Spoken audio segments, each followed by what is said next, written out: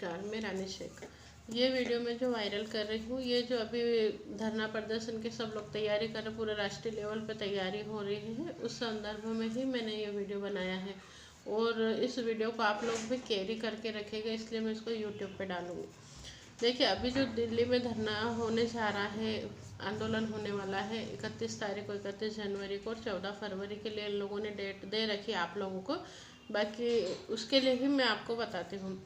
जैसे कि मैं एक आर्ट्स के स्टूडेंट हूँ और उसमें अलग अलग जो प्रोफेसर रहते हैं वो अलग अलग दृष्टिकोण से उन चीज़ों को रखते हैं। मैं भी आपके सामने इस जो भी संगठन की तरफ से अभी ये होने वाला है उसको 3 दृष्टिकोण से रखती हूँ। एक, जैसे मान लो, चलो मैं भी आशावादी, बिल्कुल कहते हैं ना अंधभक्त, वैसे ही बन जाते हो। और मैं भी ऊपर वाले से प्रार्थना करती हूँ कि वहाँ पे मोदी जी पैसा लेके आए, और ये जो भी संगठन के माध्यम से धरना प्रदर्शन हो रहा है वहाँ पे, क्योंकि वो सरकार गिराने की धमकी दे रहे हैं, और मोदी जी से ही तो ये उम्मीद कर रहे हैं ना कि मोदी जी उस दिन पैसा देंगे या फिर उनकी सरकार गिरा दी जाएगी। तो मैं भी आप लोगों की तरह चलो आशावादी बन जाती हूँ और बोलती हूँ कि ऊपर वाला करे और मोदी जी वहाँ पे पैसा लेके आए और सबका पैसा वहाँ से बांट दे, सभी कंपनियों का। तो अच्छा होगा, हम लोगों के लिए भी बहुत अच्छा हो जाएगा। एक दृष्टिकोण ये है, क्योंकि मांग ही ये हो रही है कि उस दिन पैसा नहीं दिया जाता तो उनकी सरकार गिरा दी जाएगी। चलो मान लेते हैं पैसा मिल जाएगा वहाँ से। दूसरा, एक जलन की भावना वाला, कि ये लोग वहाँ जाएंगे, वहाँ जाके मार खा के आएंगे, क्योंकि यहाँ अभी फ़िलहाल अनुमति तो नहीं मिली होगी निश्चित कोरोना की वजह से। और ये चीज़ फ्लॉप होने वाली है, ये एक जलन की भावना बोल सकते हैं। तीसरा, मेरा अपना दृष्टिकोण मैं आपको बता रही हूँ। अब इसमें से आप लोग ही चुनिएगा कि आपको कौन सा ठीक लग रहा है। वहाँ पे 2 मांग की जा रही है। एक तो ये कि पहले भुगतान, दूसरा मतदान, फिर उसके बाद मतदान, है ना। मतलब मतदान हम तभी करेंगे जब हमारा भुगतान हो जाएगा। दूसरी मांग है उपभोक्ता अधिनियम 2019 को लागू किया जाए और जो अपराधी हैं उनको फांसी की सजा दी जाए, निवेशकों को पैसा तुरंत दिया जाए। मतलब ये 2 पॉइंट है। अब पहले पॉइंट पे अपन आते हैं कि भाई पहले आपका भुगतान, उसके बाद में मतदान। मैं आपको बता दे रही हूँ, आप खुद ही इस चीज़ का दिमाग लगाइएगा कि कोई भी कंपनी, हम मानते हैं कि पूरे भारत लेवल में चिटफंड का मकड़जाल बिछा हुआ है, हर घर में कोई ना कोई पीड़ित है। बाकी आपके खुद के घर में आपके 10 लोग हैं तो 10 लोगों में से आप उन 10 लोगों को नहीं रोक पाएंगे चुनाव का में मतदान करने से। आप बोलेंगे मैं नहीं करूँगा, पर वो दूसरे तो करेंगे और वो करके ही रहेंगे। उनको रोकना अपराध है और आप नहीं रोक सकते। तो अगर पूरे भारत लेवल से 60% लोगों ने भी मतदान नहीं किया और 40% लोगों ने भी मतदान कर दिया, तो चुनाव का रिजल्ट आ जाएगा हार जीत का, और कोई भी सरकार बन जाएगी। रहा सवाल लोकतंत्र का, तो वैसे ही गला घोट दिया जा रहा है कि अगर मान लो कोई जीत के नहीं आता है तो बिक के सरकार बना लेता है, खरीद के सरकार बना लेता है, तो वहाँ पे आपकी ये मेहनत भी बेकार हो जाएगी।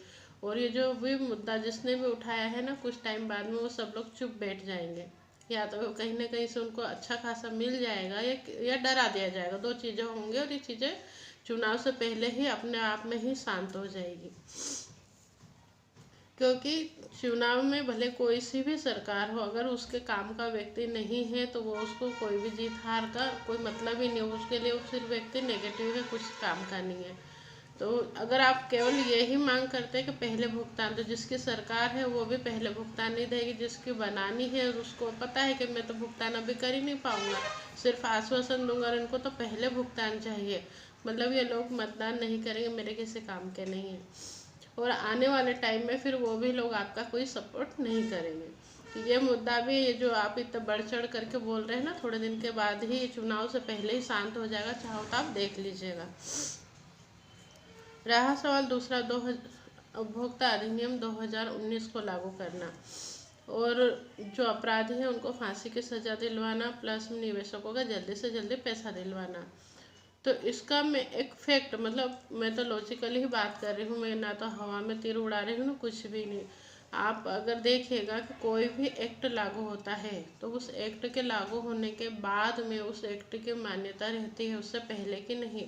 जैसे 500 का नोट आज हमारे लिए बेकार है, पर उसी 500 के नोट से अगर हमने पिछले जब चल रहा था, जब कोई चीज़ें खरीदी थी, तो वो चीज़ आज भी मान्य है ना। या अभी जैसे मान लो शादी के लिए चल रहा है कि 21 साल की उम्र शादी के लिए वैध हो गई, बाकी 18 साल से पहले जो शादी होगी वो कानूनन अपराध होगा। तो क्या पिछली शादियाँ कैंसिल हो जाएगी? नहीं होगी ना, वो मान्य रहेगी। वैसे ही जो 2019 से पहले जितनी भी कंपनियां थी उस पर ये कानून या ये एक्ट लागू नहीं होता है। ये आप किसी भी वकील से पूछ सकते हैं। तो जब 2019 से पहले ही हमारी जितनी भी कंपनियां, 2 लाख कंपनियां 2013-14-15 में ही बंद हुई है। तो 2015 में जो कंपनियां बंद हुई है या उससे पहले चल रही थी, तो उस पर तो वो एक्ट लागू होना ही नहीं, मतलब अपन यहाँ पे झूठे हैं। और अगर हमें ये पता है कि ये एक्ट उन कंपनियों पे लागू नहीं होगा और हम सिर्फ चिल्ला रहे हैं, तो मतलब आप जिनको साथ ले जा रहे हैं उनको बेवकूफ़ बना रहे हैं। उन लोगों को इस चीज़ की जानकारी नहीं है कि ये एक्ट तो हमारी कंपनी पे लागू ही नहीं होगा। तो आप सिर्फ अपना उल्लू सीधा करने के लिए सारी चीज़ें कर रहे हैं। दूसरा, उपभोक्ता अधिनियम 2019 के तहत जो अपराधी हैं उनके लिए फांसी की सजा, दोषियों को फांसी की सजा दी जाए।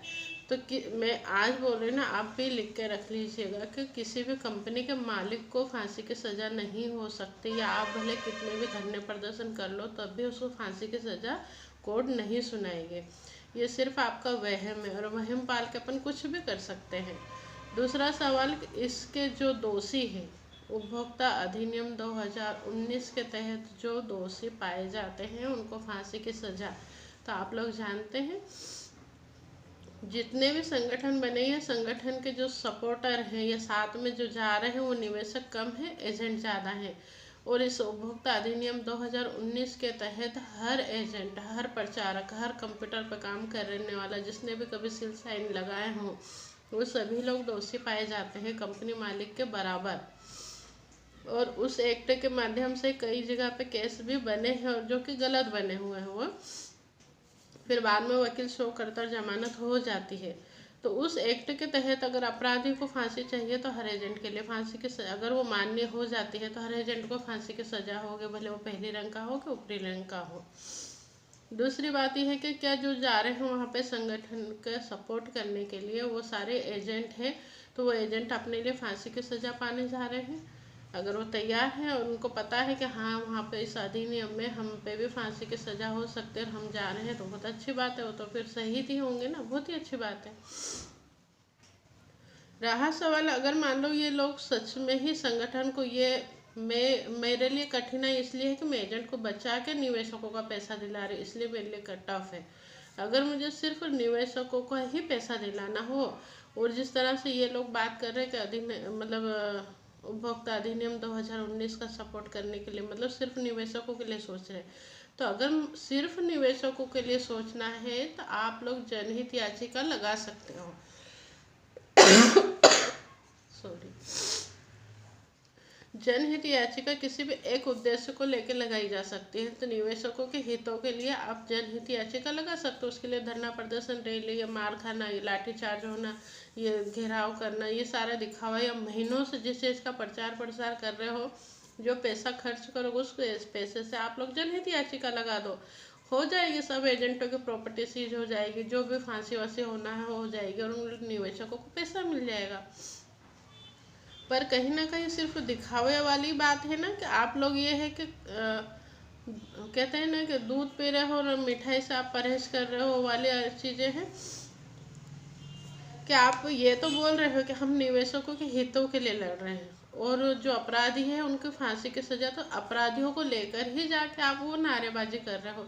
तो आप कुल मिला के देखा जाए तो जो भी सरकार है, अभी जैसे मान लो ये नारा चल रहा है कि मोदी सरकार को गिरा दिया जाएगा, किसी भी सरकार को गिरा दिया जाएगा, मैं बिंदास बोल रही हूँ, मैं अभी किसी भी पार्टी से नहीं, आने वाले टाइम में हो सकता है मैं भी राजनीति में जाऊँ, पर अभी मैं किसी भी पार्टी का समर्थन नहीं कर रही हूँ इस मुद्दे को लेके।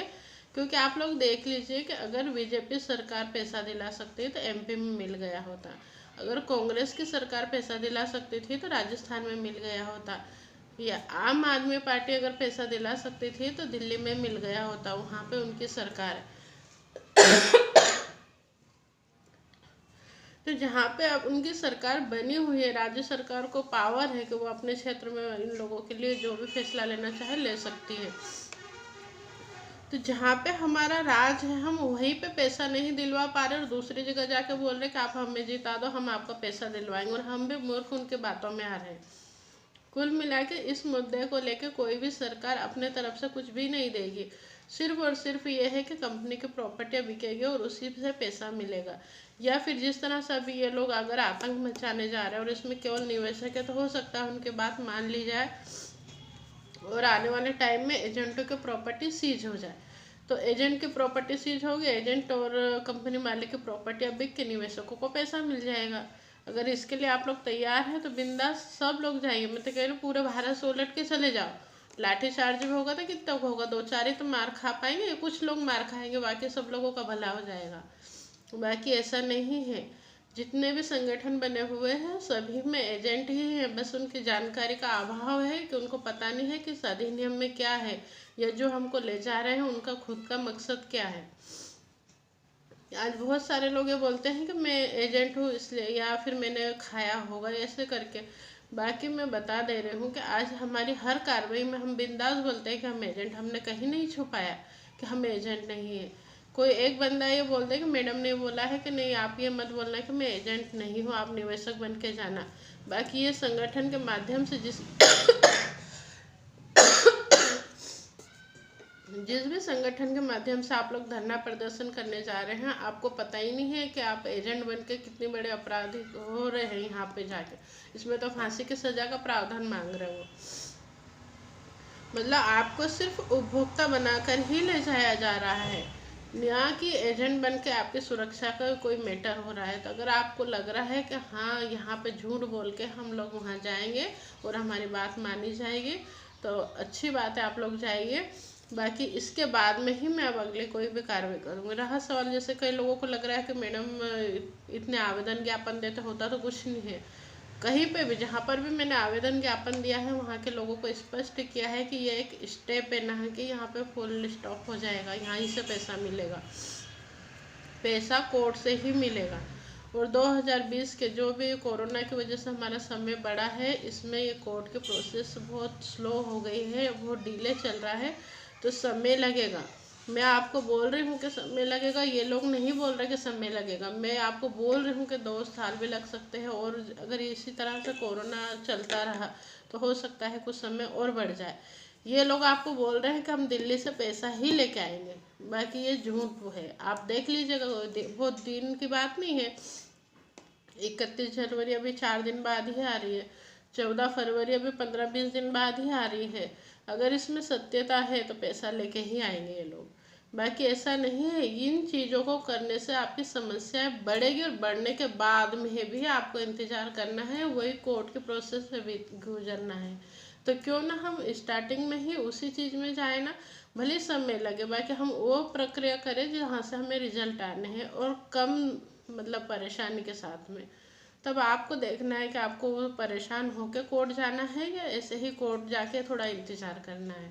ठीक है, धन्यवाद।